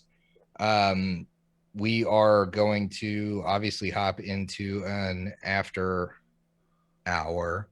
We'll do that in the Cabin Fever Prevention voice channel in this server. Mm-hmm. as far as GM Happy Hour as you know it, we are doing a little tweaks to the format. And that's kind of coming from us talking about a lot of topics and covering a lot. I mean, geez, this is So our third go round. This is a third rotation. So we've done Yeah. 12 of these. And that's a lot of topics to cover. I mean, that's Wait, is this a the full year? 24 hours of Is this the year anniversary? Yeah, Is it? It is. Yeah, it should be. This is a year out there. Yeah, Yeah, we're real close. I mean, I think we conceived of it. I think maybe a month or so prior to our first actual live stream. But yeah, this is right around the time of our first live stream. Oh, cheers, everybody, on that. cheers. Right? Cheers. A reward. Mm. Yeah, like a there you reward. go. With that in mind, we love doing these. We're going to continue doing these. New ideas have sprung with the GM Power Hour. And we also have had an idea that we've been kind of bumping around where we're going to take kind of more in-depth listener problems and dedicate a good chunk of time to helping you out, helping you through a problem you might be having, an issue at your table, or just a greater topic that you want discussed. With that in mind, we're going to be collecting those kind of submissions. So it's going to be more than just listener questions at this point. We're going to it's almost like a listener topic. 2 or 3 listener questions. Yeah. You know. So it's going to be more like listener topics, and we're going to try that out for a couple. Because realistically, we're running out of big broad topics to talk about. Yeah. With that said, we are going to take the next month off to kind of retool this and to collect to collect these submissions and see what the volume of submissions actually looks like. And then we're going to be back in July with the not super different but kind of new-ish GM Happy Hour, and we're going to try that out for a little bit, and if it doesn't work, we'll move back to this format. But I think it's going to be a lot of fun. Mm. I mean, I will say we've got already like 7 submissions for the GM Power Hour too. You know? And so that's like another thing that we have to think about scheduling and making happen. You know, so to Griffin's point, we're just going to take a little time to think about this and make sure that we do all these ideas in the best way that we can. And honestly, to think about how we can, I mean, now several of us have been involved in some charity streaming stuff, and that's really a big priority for the 4 of us, for especially the GM Power Hour stuff. But we just got to figure out how to make that happen. So so bless us with a month of planning, and we'll be back in July. But with that, finish your drinks. We'll see you in cabin fever prevention.